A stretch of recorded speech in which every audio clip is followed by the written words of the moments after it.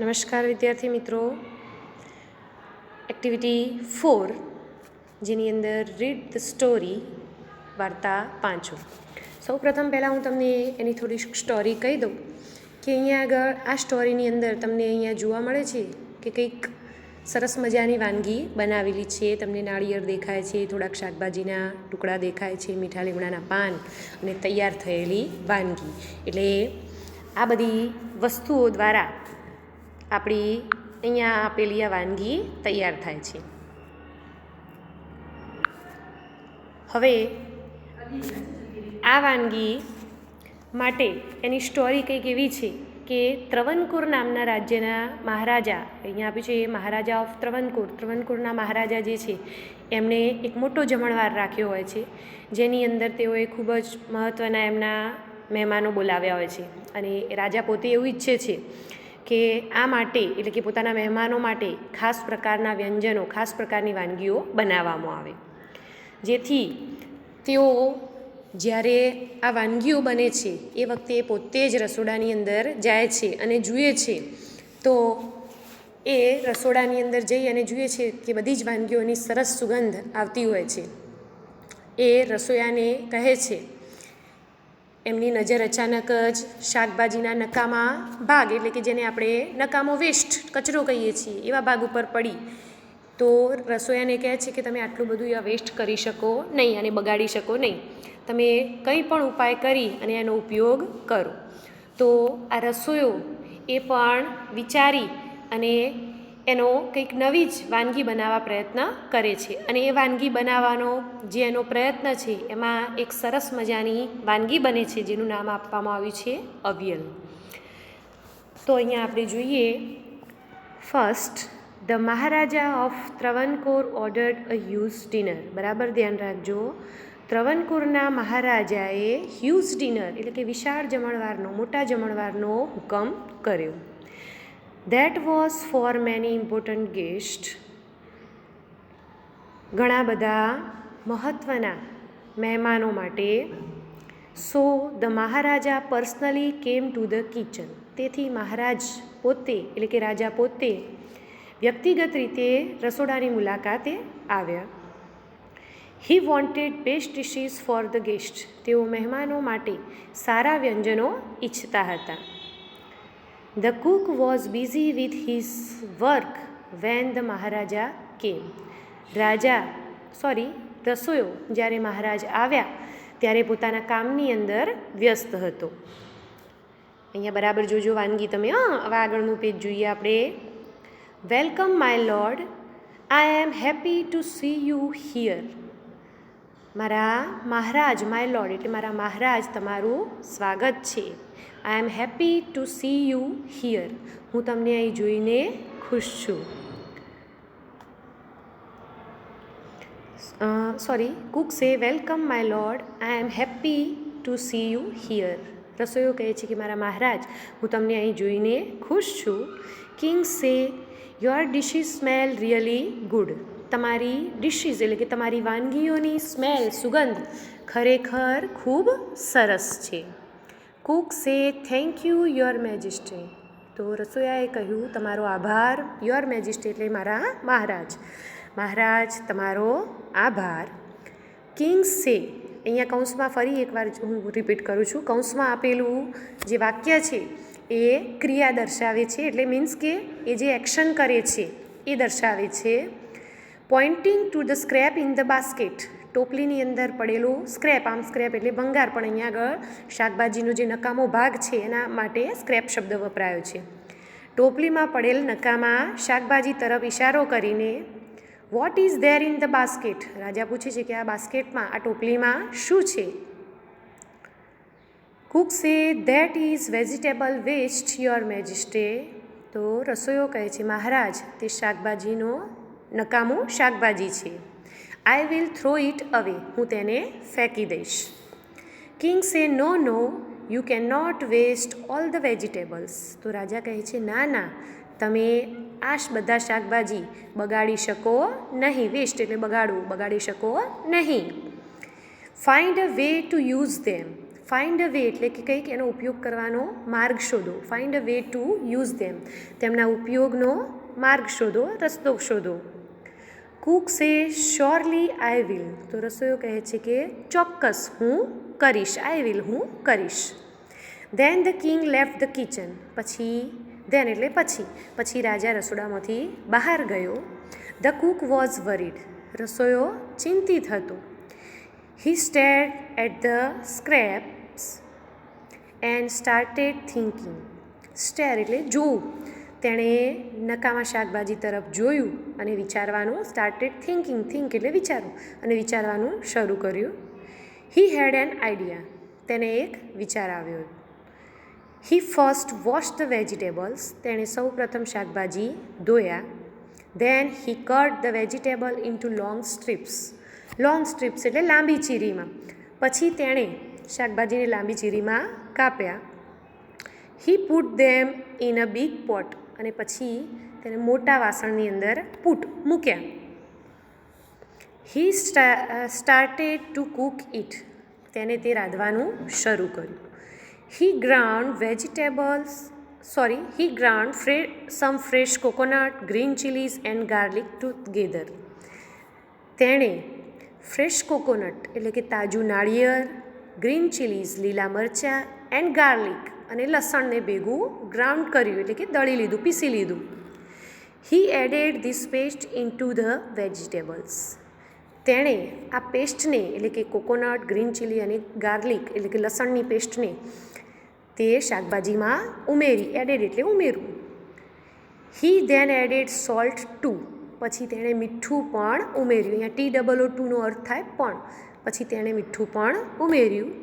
He added some whipped curd to the curry, તેણે આ કરીની અંદર વિપ્ડ કર્ડ એટલે કે ફીણેલું દહીં પણ ઉમેર્યું, ફીટેલું દહીં પણ ઉમેર્યું. He also poured a few spoonfuls of coconut oil, તેણે સ્પૂનફુલ્સ ઓફ એટલે કે ચમચી ભરીને નાળિયેરનું તેલ પણ પોડ એટલે ઉમેર્યું. He also poured a few spoonfuls of coconut oil, તેણે થોડીક ચમચી ભરીને નાળિયેરનું તેલ પણ ઉમેર્યું. He then decorated the dish with curry leaves, પછી તેણે આ વાનગીને કરી લીવ્સ એટલે કે મીઠા લીમડાના પાનથી સજાવી. ગાર્નિશ કરી પણ કહીએ છીએ આપણે ઇંગ્લિશમાં, પણ ગુજરાતીમાં શણગારી, સજાવી. The new dish was ready, હવે આ નવી વાનગી તૈયાર હતી. He serve the dish to the guest, તેણે મહેમાનોને, ટુ સર્વ એટલે પીરસવું, તેણે મહેમાનોને આ વાનગી પીરસી. Everyone like it very much, everyone દરેકને તે ખૂબ જ ગમી. The guest say what is the name of this dish, મહેમાનોએ કહ્યું આ વાનગીનું નામ શું છે. ધ કુક વોઝ કન્ફ્યુઝડ, રસોઈયો મૂંઝાયો, એને પણ ખ્યાલ નહોતો. Cook say the name of this dish is avial, તો રસોઈયો કહે છે કે આ ડિશનું, આ વાનગીનું નામ છે અવિયલ જેને આપણે કહીએ. Avial became famous all over Kerala, avial જે છે એ આખા કેરાલાની અંદર પ્રખ્યાત છે. એન્ડ જસ્ટ ઇમેજિન એટલે કલ્પના કરો, અને કલ્પના કરો કે it all came from a basket of waste, અને તે બધું જ ટોપલીમાંથી જે નકામો વેસ્ટ હતો એમાંથી આવ્યું હતું. Do you know who the cook was, શું તમે જાણો છો કે તે કુક એટલે કે તે રસોઈયો કોણ હતો. ઇટ વોઝ ભીમા, તે ભીમા એટલે કે ભીમ હતો. જે પાંડવો છે એમાંનો જે ભીમ, એમનો ભાઈ, એ ભીમ આ રસોઈયો હતો. વન ઓફ ધ પાંડવાસ, પાંડવોમાંનો એક.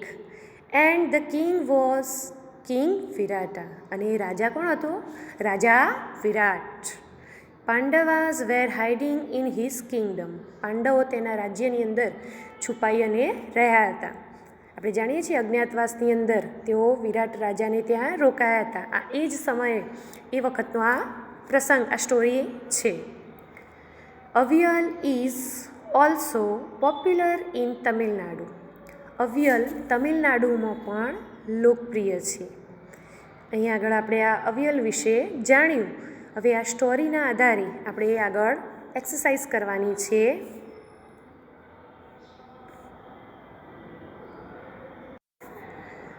તો એક્ટિવિટી 4B જેની અંદર આપી છે write the action word in the bracket. હવે અહીંયા જે કૌંસ આપેલો છે, આ કૌંસની અંદર વાક્ય વાંચી અને એમાંથી એક્શન વર્ડ એટલે કે ક્રિયા દર્શાવતો શબ્દ જે છે એ આપણે કૌંસની અંદર લખવાનો છે.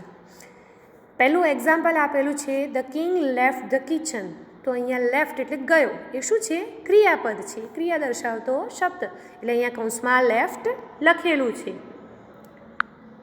તો એ જ પ્રમાણે અહીંયા આગળ આપણે પહેલા વાક્યની અંદર જોઈએ મહારાજા ઓર્ડર્ડ અ હ્યુજ ડિનર.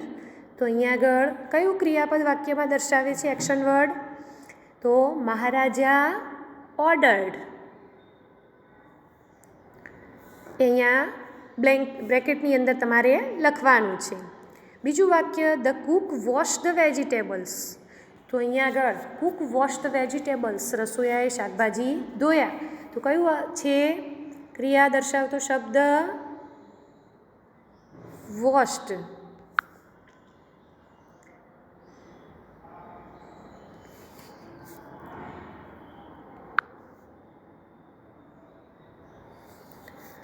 ત્રીજા નંબરની અંદર the cook poured a few spoonfuls of coconut oil. તો આ વાક્યની અંદર એક્શન વર્ડ ઉમેરવું, પોર્ડ એટલે ઉમેરવું, તો એ થાય છે એક્શન વર્ડ. ઉમેરવા માટે આપણે હાથથી એની અંદર ઉમેરીએ ને, એ જ પ્રમાણે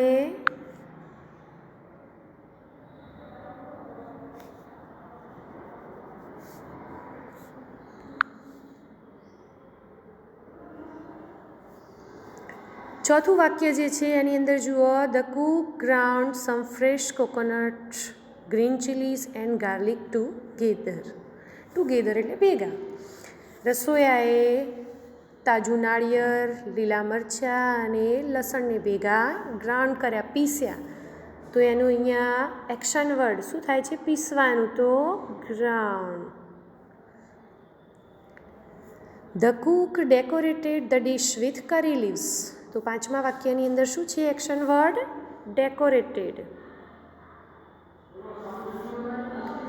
મહારાજા વોન્ટેડ સમ ફ્રેશ ડિશિસ ફોર ગેસ્ટ. તો અહીંયા કયું એક્શન વર્ડ છે? વોન્ટેડ, ઈચ્છતા હતા.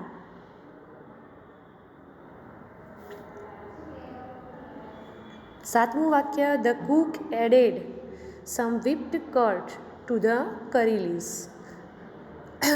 Two the curry. કરીની અંદર થોડુંક ફીણેલું તાજું દહીં એણે ઉમેર્યું. તો શું છે એક્શન વર્ડ? એડેડ.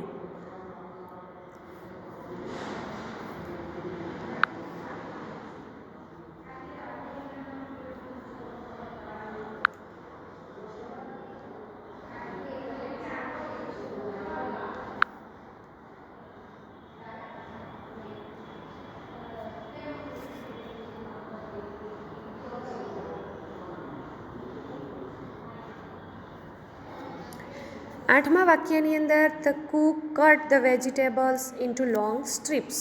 તો અહીંયા એક્શન વર્ડ થશે કટ.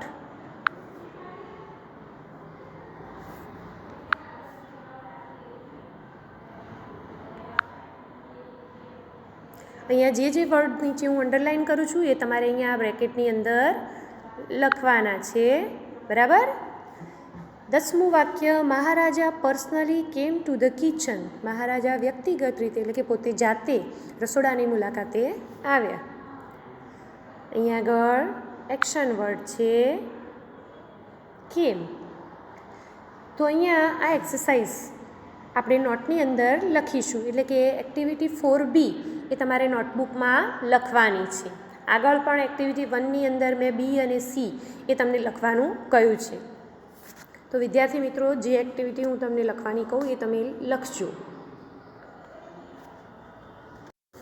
હવે આની આગળ પણ એક્ટિવિટી છે જે આપણે આગળના નેક્સ્ટ વિડીયોમાં કરીશું.